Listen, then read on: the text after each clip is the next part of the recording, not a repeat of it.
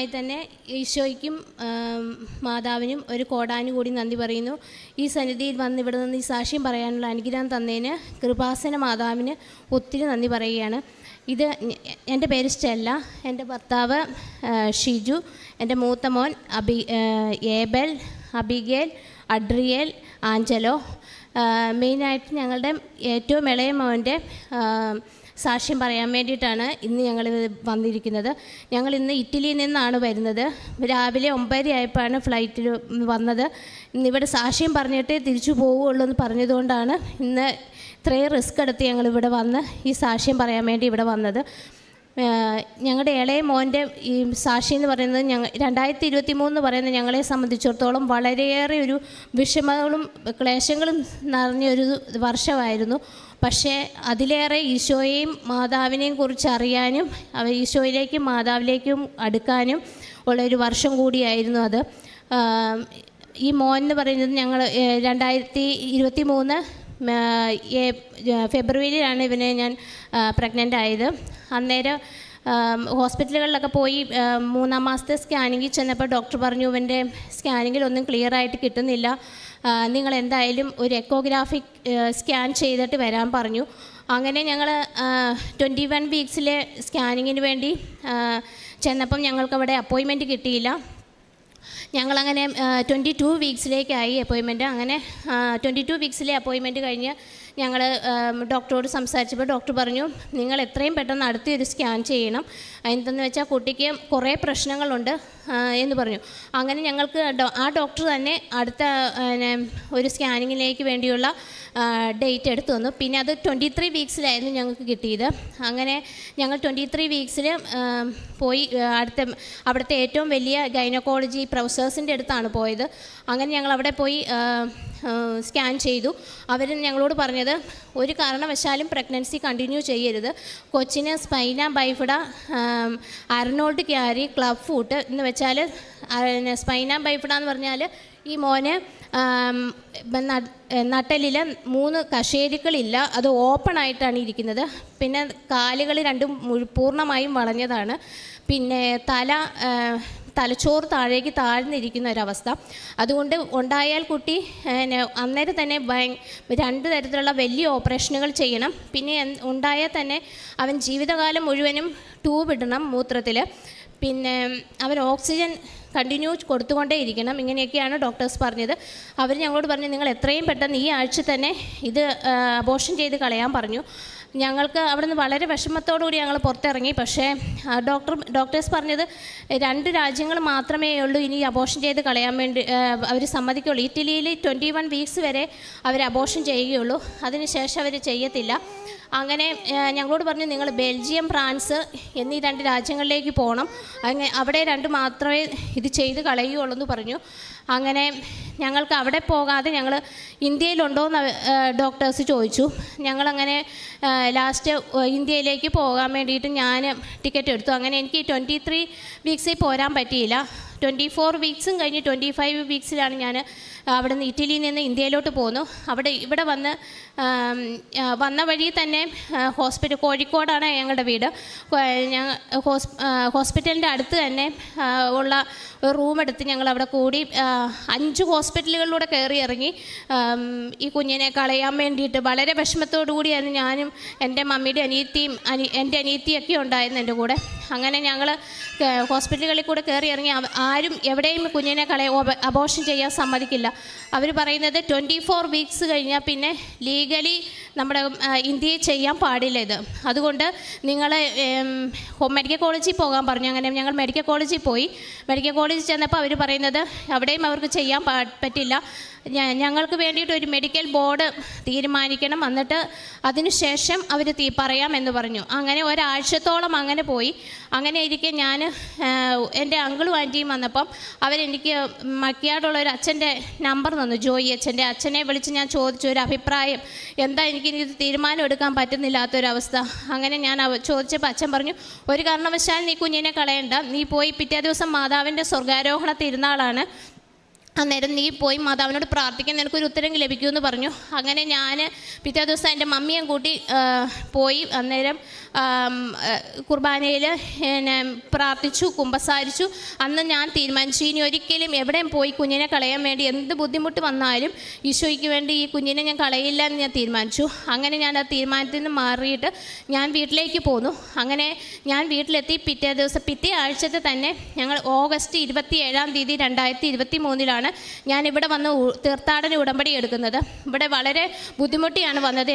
നല്ല വയറുണ്ടായിരുന്നു, എനിക്ക് 6 മാസമായിരുന്നു.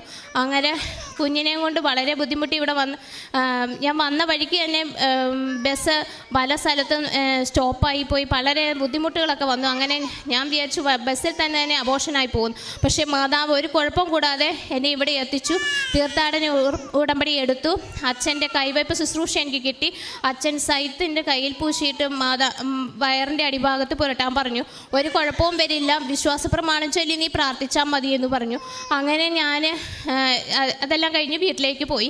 ആ ഒരാഴ്ച എനിക്ക് പിന്നീട് ഉണ്ടായിരുന്നുള്ളൂ. ഞാനത് ഹോസ്പിറ്റലുകളിലെല്ലാം പോയി പേപ്പറുകൾ കൊടുത്തു. പിന്നെ സ്റ്റാൻഡുകളിലും ഹോസ്പിറ്റലുകളിലൊക്കെ പൊതിച്ചോറും കൊണ്ട് പോയി കൊടുത്തു. അങ്ങനെ എനിക്ക് പറ്റുന്ന പോലെയൊക്കെ ഞാൻ പ്രേക്ഷിത പ്രവർത്തനം ചെയ്തിട്ടാണ് പിന്നെ സെപ്റ്റംബർ 9 പിന്നെയും ഇറ്റലിയിലേക്ക് തിരിച്ചു കയറിപ്പോയി. അവിടെ ചെന്ന് പോകുന്ന വഴിക്ക് തന്നെ എനിക്ക് PR റിസീപ്റ്റും കൊണ്ടാണ് ഞാൻ വന്നത്. അങ്ങനെ എനിക്ക് പോകാനുള്ള ഒരു ഭയങ്കര ബുദ്ധിമുട്ടുകൾ എല്ലാ എയർപോർട്ടുകളിലും എനിക്കുണ്ടായിരുന്നു. പക്ഷേ മാതാവിൻ്റെ കാശുരൂപം മുറുക്കെ പിടിച്ചു ഞാൻ പോയത് കൊണ്ട് ഒരു കുഴപ്പവും കൂടാതെ എല്ലായിടത്തും മാറ്റി നിർത്തിയെങ്കിലും വളരെ അത്ഭുതകരമായി മാതാവിനെ ഇറ്റലിയിലെത്തിച്ചു. പിന്നെ ഞങ്ങൾ ചെന്നത് പിന്നെ 2 മാസവും കൂടിയേ ഉള്ളൂ. അന്നേരം എൻ്റെ ഈ കേസ് വളരെ റിസ്ക് ഉള്ളത് കാരണം അവിടെ വത്തിക്കാൻ്റെ കീഴിലുള്ള ഒരു മെഡിക്കൽ സംഘം 15-20 ഡോക്ടേഴ്സ് അടങ്ങുന്ന ഒരു സംഘം ഈ കേസ് ഏറ്റെടുത്തു. അങ്ങനെ അവർ ഈ കേസ് വളരെ കെയറോടുകൂടി അവർ നോക്കാൻ തുടങ്ങി. അങ്ങനെ ഞങ്ങൾ ഈ ഹോസ്പിറ്റലുകളിൽ 2 ആഴ്ച കൂടുമ്പോൾ പോയി ഞങ്ങൾ എല്ലാ എക്കോഗ്രാഫിക് സ്കാൻ ചെയ്തു, ഫീറ്റൽ MRI ചെയ്തു, എല്ലാം ചെയ്തു. എല്ലാത്തിലും ഈ കുഴപ്പങ്ങൾ എല്ലാം തന്നെ അവർ പറയുന്നുണ്ട്. പക്ഷേ എല്ലാം അവർക്കൊന്നും ക്ലിയറായി കിട്ടുന്നില്ല. അങ്ങനത്തെ ഒരു അവസ്ഥയായിരുന്നു. അപ്പോഴും ഞങ്ങൾ പ്രത്യക്ഷീകരണ പ്രാർത്ഥനയും ഉടമ്പടി പ്രാർത്ഥനയും മുടക്കാതെ ചൊല്ലിക്കൊണ്ടിരുന്നു. ഞങ്ങൾ ആ പ്രാർത്ഥന 9 പ്രാവശ്യം മുട്ടുകുത്തി നിന്ന് പ്രാർത്ഥിച്ചുകൊണ്ടിരുന്നു. അങ്ങനെ ഉടമ്പടി വസ്തുക്കൾ ഉപയോഗിച്ചു. ഉടമ്പടി ഉപ്പും ഉടമ്പടി തൈലവും എല്ലാ ദിവസവും വയറിൽ പുരട്ടി പ്രാർത്ഥിച്ചു. അങ്ങനെ ഞങ്ങൾ ലാസ്റ്റ് അവർ പറഞ്ഞു നിങ്ങൾ നോർമൽ ഡെലിവറി ആകാൻ പാടില്ല, ഓപ്പറേഷൻ എടുക്കണം. ഈ 3 കുട്ടികളും നോർമൽ ഡെലിവറി ആയിരുന്നു. പക്ഷേ എന്നോട് പറഞ്ഞു നവംബർ 7 കൊച്ചിനെ ഓപ്പറേഷൻ എടുത്തവർ.